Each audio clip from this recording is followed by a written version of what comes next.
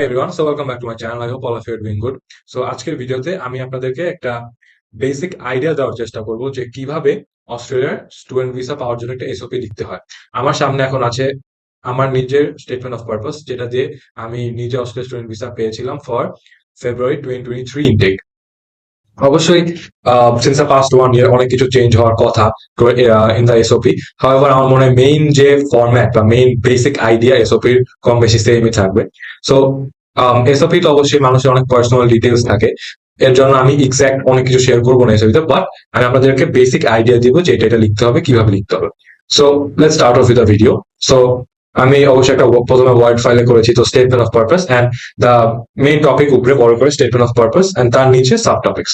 তো sub topic number 1 যেটা আমি দিয়েছি হচ্ছে introduction and family background.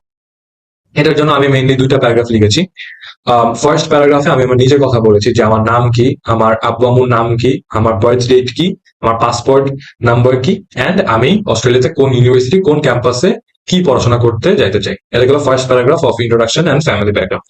Second প্যারাগ্রাফে আমি লিখেছি অ্যাবাউট মাই ফ্যামিলি। সো আমার ফ্যামিলিতে টোটাল আমরা 4 জন, আব্বু আম্মু আর আমার বোন। সো আব্বু আম্মু কি করে আর আমার বোন কি করে এগুলো নিয়ে আমি লিখেছি সেকেন্ড প্যারাগ্রাফে, right? And next I talked about my academic background. So আমার পার্সোনাল একাডেমিক ব্যাকগ্রাউন্ড লিখেছি, যেমন আমি ও লেভেলস শেষ করেছি 2020-এ, আমি এ লেভেল শেষ করেছি 2022-এ, এন্ড দেন আমার রেজাল্টস অ্যাকর্ডিংলি আমার ও লেভেলস যে যে রেজাল্ট আসছে ওইটা, এন্ড আমার এ লেভেলস যে রেজাল্ট আসছে ওইটা, and then also my IELTS. তো আমি আইএলটিএস ওভারঅল কি পেয়েছি। তো একাডেমিক ব্যাকগ্রাউন্ডে আমি মাত্র একটা paragraph of 3 lines, O levels এর রেজাল্টস এন্ড কোন ইয়ার, এ লেভেলস এর রেজাল্টস এন্ড কোন ইয়ারে দিয়েছি, এন্ড আইএলটিএস এর রেজাল্টস এন্ড আইএলটিএস কখন দিয়েছি। সো এগুলি সব দিয়ে আমি আমার সেকেন্ড যে সাব টপিক একাডেমিক ব্যাকগ্রাউন্ড শেষ করেছি। নেক্সট থার্ড সাব টপিক হচ্ছে reasons for not choosing Bangladesh for my further education. এখানে I basically talk about various reasons why I didn't choose to pursue my bachelor's degree in Bangladesh. So এখানে এই যে sub টপিকটা, এটা আমি অনেক কিছু লিখেছি, রাইট? সো অনেক ডিটেলসে বেসিক্যালি আমি ফার্স্টে দেখিয়েছি যে আমি চেষ্টা করেছি বাংলাদেশে পড়ার, বাট অ্যাকচুয়ালি আমার বাংলাদেশের এডুকেশন সিস্টেমটা পছন্দ হয়নি ডিউ টু সাম রিজন। এটা আমি বেসিক্যালি বলেছি। তো এটার ফার্স্ট প্যারাগ্রাফে আমি লিখেছি অ্যাবাউট 5টা বাংলাদেশ ইউনিভার্সিটি যেগুলোতে আমি রিসার্চ করেছিলাম, like north south, IUB, BRAC, Asian university, southern university, এরকম ইউনিভার্সিটির নাম আর লিঙ্ক দিয়েছি ওদের ওয়েবসাইটে। তো আমি দেখিয়েছি যে আমি এই এই এই ইউনিভার্সিটিতে আমার রিসার্চ করেছি পড়াশোনা করার জন্য। এগুলো হচ্ছে ফার্স্ট ইউনির নাম প্লাস ওদের ওয়েবসাইটের লিঙ্ক। হ্যাঁ, নেক্সট এরপরে আমি লিখেছি যে আমি কেন বাংলাদেশে এডুকেশন আমরা হায়ার এডুকেশন পার্সু করতেছি না। সো এটার জন্য নেক্সট একটা বিশাল প্যারাগ্রাফ, একটা ইনফ্যাক্ট দুইটা অনেক বড় বড় প্যারাগ্রাফ আমি লিখেছি। তো আমি অবশ্যই বেশি ডিটেলসে গেলে ভিডিও বেশি লম্বা আর বোরিং হয়ে যাবে, সো আমি চেষ্টা করবো কিছু কিছু ডিটেলস বলার।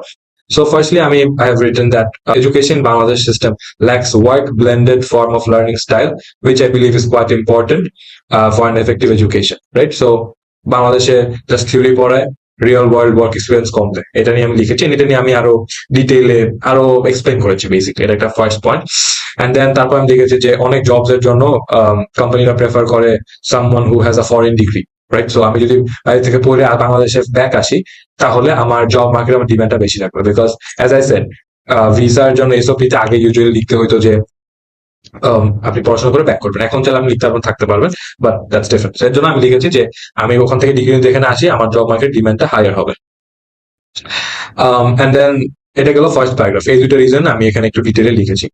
নেক্সট আমি কিছু বাংলাদেশের রিজনস দিয়েছি, লাইক হাই পপুলেশনের জন্য বাংলাদেশের যেসব ইউনিভার্সিটি থেকে অ্যাডমিশন টেস্ট হয় ওইসব ইউনিভার্সিটিতে ঢোকা অনেক টাফ। ইউনিভার্সিটি লাইক কুয়েট বা ইউটি এসব জায়গায় ঢোকা অনেক টাফ, বিকজ বাংলাদেশ পপুলেশন এত হাই অ্যান্ড অনেক মানুষ অনেক কম্পিটিটিভ এগুলো। এটা আমি একটা রিজন লিখেছি, কম্পিটিশনের জন্য ঢোকা হার্ড, কম্পিটিশন এসব ঢোকা হার্ড। এন্ড দেন আমি আরো লিখেছি যে বাংলাদেশের যে ইউনিভার্সিটি ওগুলি ওয়ার্ল্ড টপ ইউনিভার্সিটির র্যাঙ্কিং এ আসে না, র্যাঙ্কিং এর কাছেও আসে না।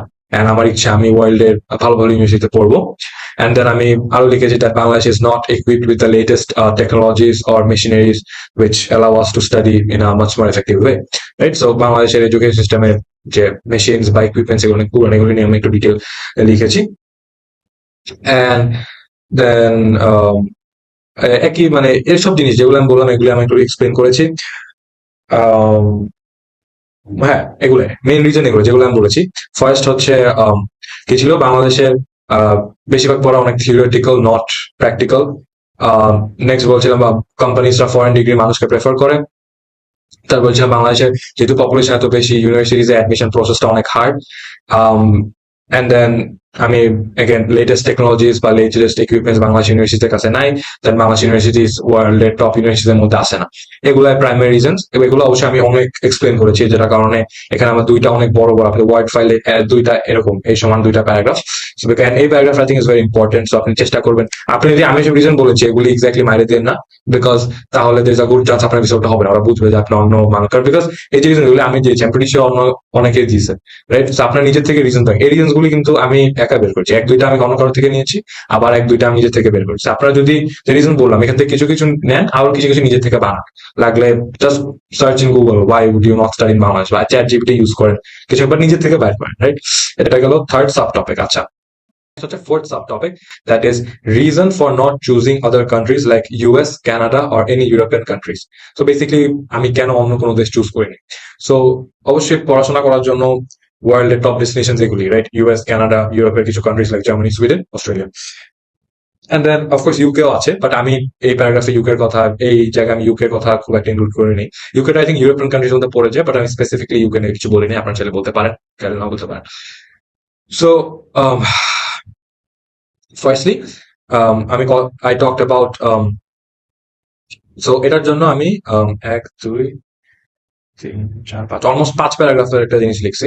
সো ফার্স্ট প্যারাগ্রাফে আমি একটা ইন্ট্রোডাকশন দিচ্ছি যে most people want to study in countries like US, Canada, blah blah blah, and then when I want to go to a country for my further education, I would keep these things in mind, such as employability, তারপর university rankings, then safety, weather conditions, world reputation, crime rate, এইসব জিনিস, right?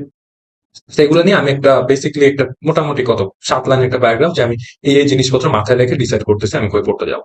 And এরপর আমি individual countries নিয়ে কথা বলছি। তো first প্যারাগ্রাফে আমি লিখেছি about US, right? United states of America. So US নিয়ে আমি যেটা মেনলি লিখছি ইজ দ্যাট ইউএস এর অ্যাপ্লিকেশন প্রসেসটা কিন্তু অনেক lengthy, which is genuinely true. US আপনি যদি একটা ইউনিভার্সিটিতে যাইতে চান, আপনার ওই ইনটেকের ইউজুয়ালি 1 বছর আগে থেকে প্রিপারেশন নিতে শুরু হয়, অ্যাটলিস্ট 7 থেকে 8 মাস আপনার লাগে সবকিছু সর্ট আউট করতে। হাওয়ার অস্ট্রেলিয়াতে আপনি যদি ইনটেকে 2 মাস আগে করেন, ইউ আর ফাইন, অনেক ইজিলি করতে পারেন। সো আমি এটা একটা ফার্স্ট রিজন দিয়েছি, যে আমি খুব একটা টাইম নষ্ট করতে চাই নাই, বিকজ ইউএসএ তে ইউএস এর নেক্সট যে ইনটেক ওটা অনেক পরে। সো আমি যদি ইউএস এখন স্টার্ট করি, আমার আরো 8 মাস পরে যেতে হবে, I don't want to waste that much amount of time. And then আপনার ইউএস এর অনেক ইউনিভার্সিটিজ বা কলেজে আপনার স্যাট লাগে, রাইট? এন্ড আমার স্যাটের জন্য আবার পড়াশোনা করতে হবে, আমার কাছে তো টাইম নাই। টাইম, কারণ আমি গ্যাপ নিতে চাচ্ছি না, ইউএস এর জন্য স্যাট লাগে। সো স্যাট দেওয়ার মতো আমার কাছে সময় আর কেবল মেন্টালিটি নাই, আমি চাচ্ছি না। এগুলো দিচ্ছি রিজন। এন্ড আরেকটা রিজন আমি ইউএস এর জন্য দিয়েছি, that is high cost of education and higher living cost compare to Australia. So I have mention that ওদের ইউনিভার্সিটিজ আর মাচ মোর এক্সপেন্সিভ এন্ড ওদের লিভিং এক্সপেন্স আর much more higher compare to Australia.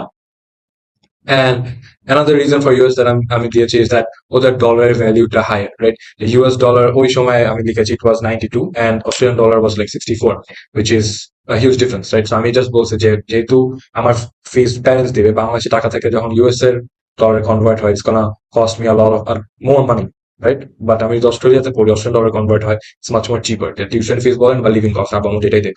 So এটা আমি একটা reason দিয়েছি। And আরেকটা last reason দিয়েছি যে ইউএসএ তে লিগালি কিন্তু আপনি অ্যাজ অ্যান ইন্টারন্যাশনাল স্টুডেন্ট আপনি ক্যাম্পাসের বাইরে কাজ করতে পারবেন না। So you can't work part time as a student, as an international student in US, right? So এটা আমি একটা দিয়েছি যে এটা একটা বড় ড্রব্যাক, বিকজ আমি চাই একটু হলেও লিভিং কস্ট নিজে থেকে দিতে। অ্যান্ড এরপর একটা রিজন দিয়েছি that US is not that unsafe, because ওদের ক্রাইম রেট অস্ট্রেলিয়ার চেয়ে বেশি, যেটার কারণে আমি ইউএসএ পছন্দ করি না। এই কয়েকটা রিজন দিয়েছি। এরপর হচ্ছে কানাডা। সো অবশ্যই কানাডার প্রাইমারি রিজন মানুষ common sense is it's weather. Canada weather is very damn harsh. So আমি এটা লিখেছি that ওদের অনেক জায়গায় কানাডা টেম্পারেচার অনেক ইজিলি -35 -40 পর্যন্ত চলে যায়, and I personally think it's unbearable to live in conditions like that. So এগুলো আমি বলেছি ওদেরকে। And again Canada dollar, Australian dollar হচ্ছে এক্সপেন্সিভ, এটাও বলেছি।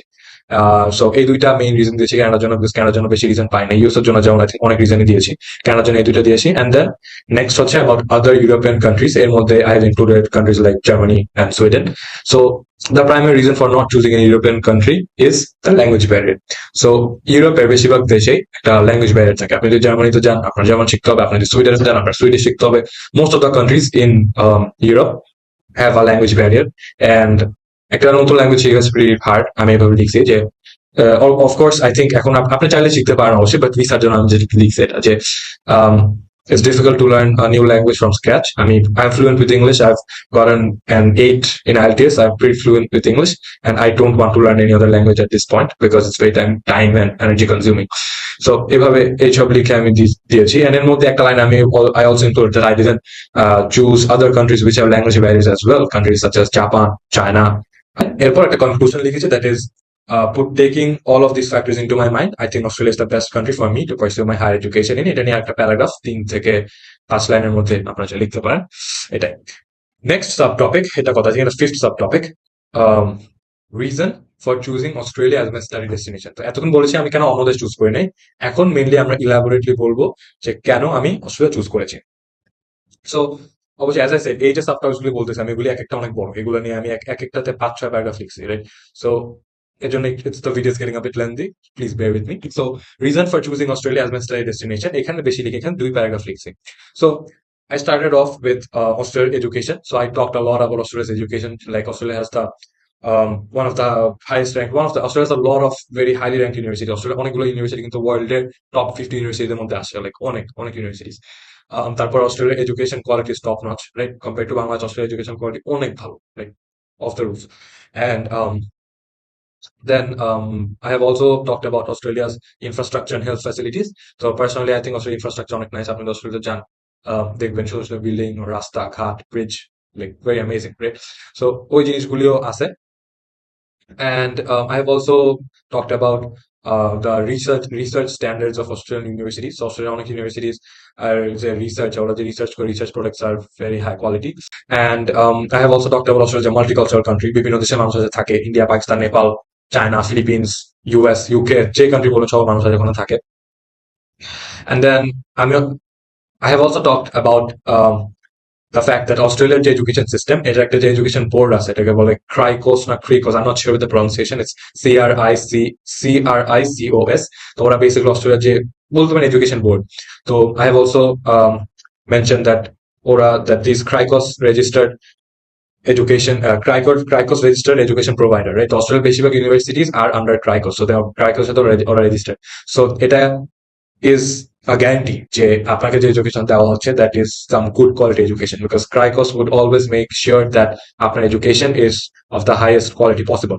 তো এগুলা নিয়ে আমি CRICOS নিয়ে লিখছি যে সব ইউনিভার্সিটি, আমার ইউনিভার্সিটি CRICOS এর আন্ডারে করা, রেজিস্টার করা, makes sure that আমার university education is pretty damn high education quality.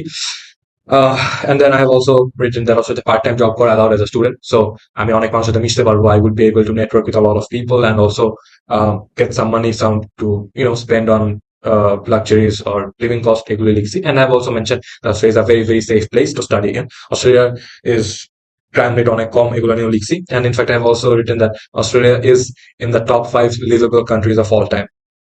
And weather নিয়েও লিখছি, I think Australia weather খুব একটা হার্শ না। কানাডা যেমন অনেক বেশি ঠান্ডা পড়ে, অস্ট্রেলিয়াতে গরম আছে, ঠান্ডাও আছে।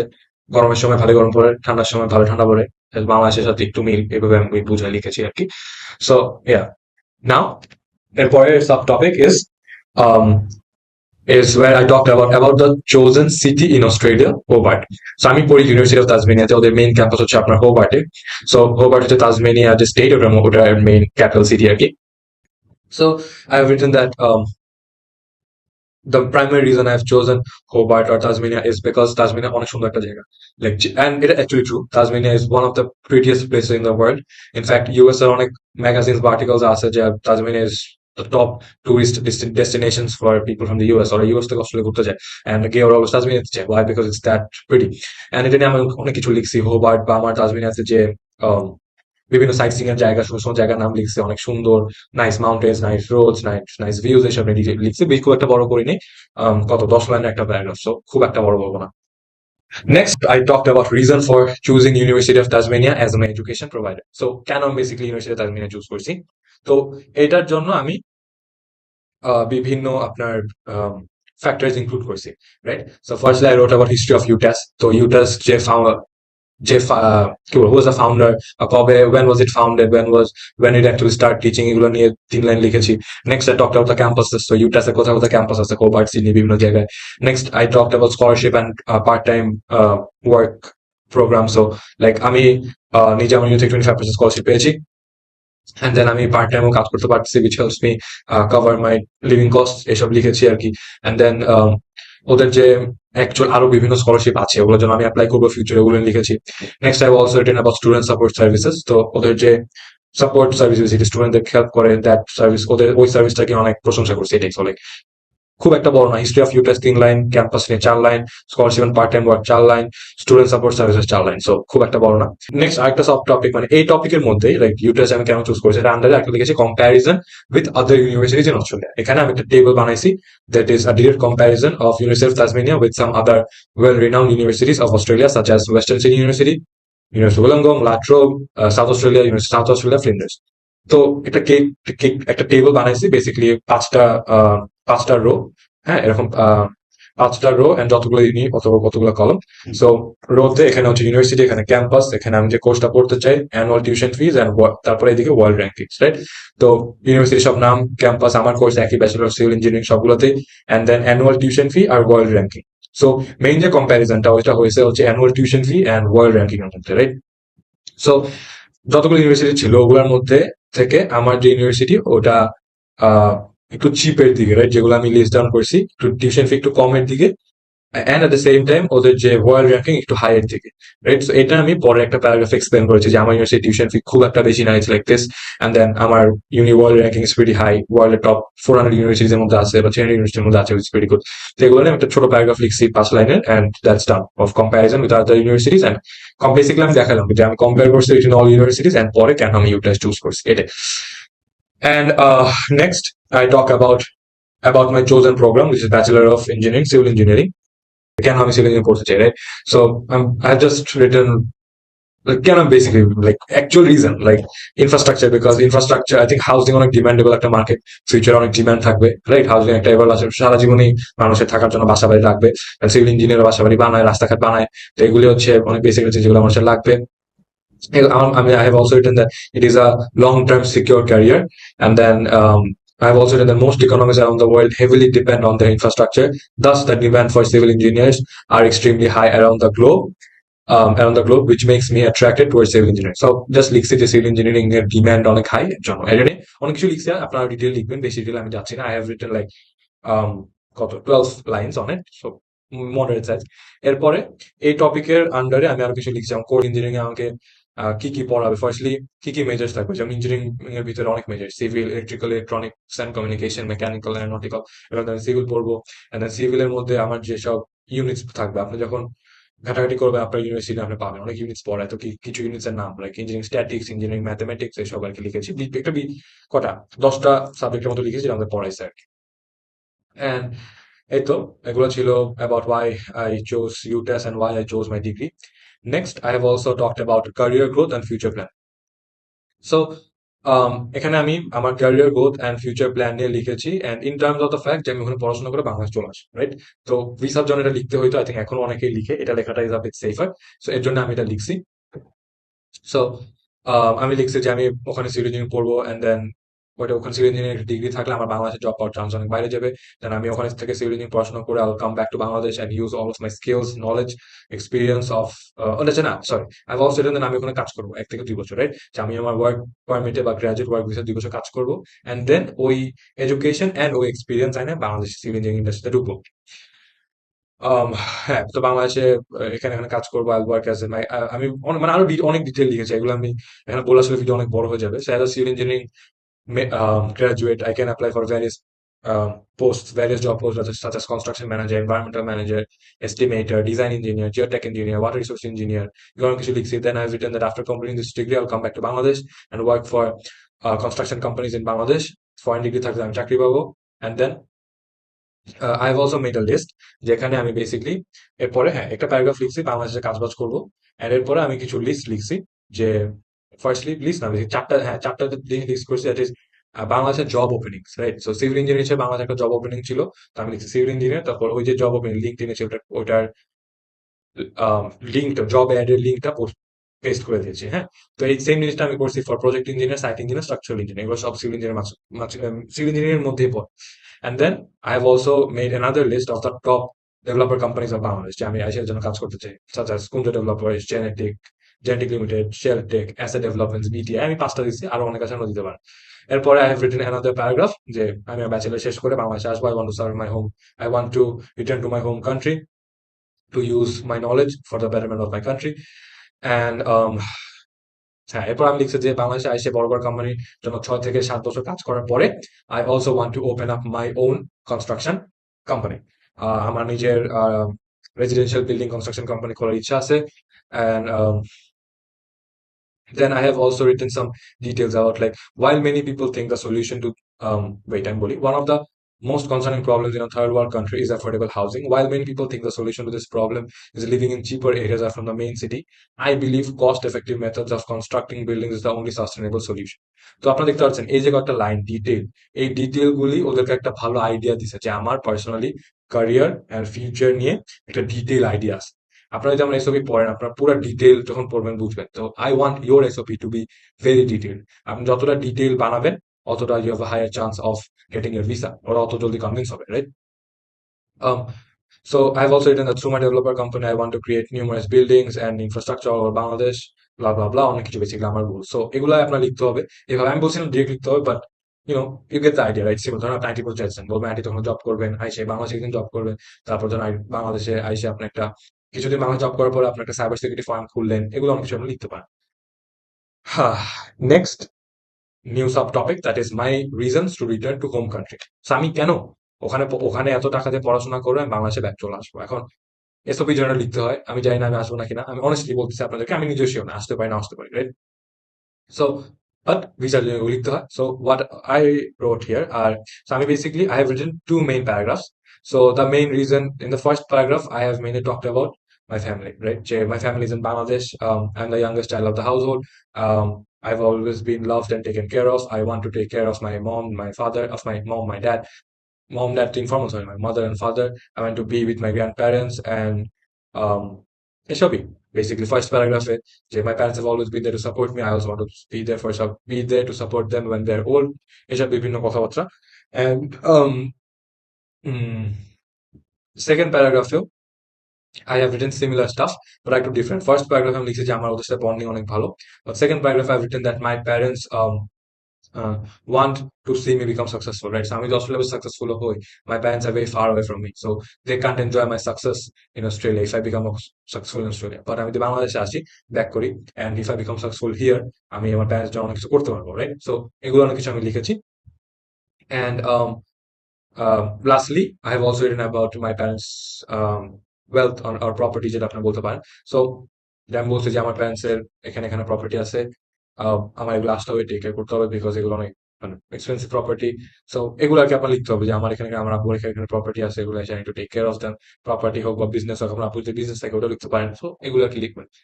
Next sub topic about my sponsor and network. So এখানে ফার্স্টে আমি একটা 3 লাইনের প্যারাগ্রাফ লিখেছি, that is my father and mother are going to be my sponsor for my studies in Australia.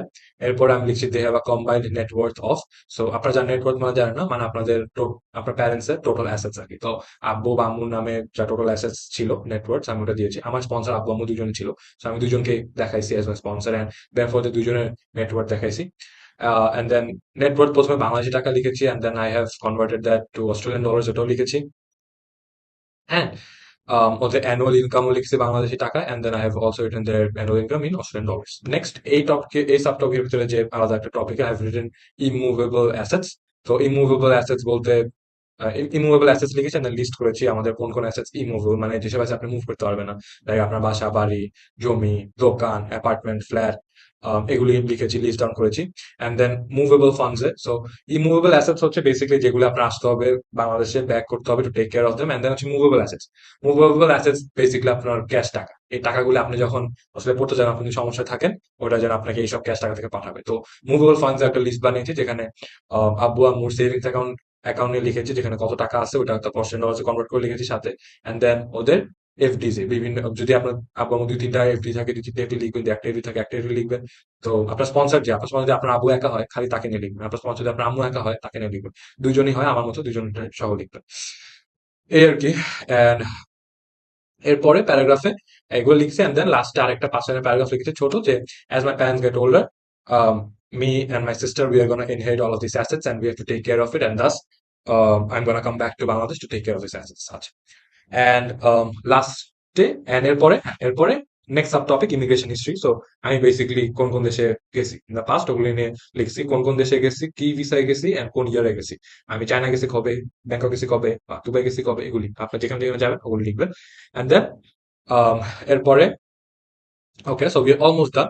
লাস্টের দিকে the last sub topic is student visa subclass 500 conditions. So basically আমরা যে একটা স্টুডেন্ট ভিসা পাবো, এটার কিছু conditions আছে, right? যে আমরা 24 আওয়ার্স এর বেশি কাজ করতে পারবো না, আরো বিভিন্ন কন্ডিশন আছে। তো এই কন্ডিশন গুলিকে আমি ঠিক মতো বুঝি আর জানি নাকি, এটার জন্য এটা এই এই পার্টটা। সো আমি প্রথমে লিখছি just one line, I will make sure I follow the student visa conditions mention below. তারপর in the below I have made a list of all the student visa conditions। একটা কয়টা আছে এখানে, 3 3 6 অলমোস্ট 8 9টার মতো condition. আমি এগুলি সব লিখছি যে আমি I will make sure I follow all of this.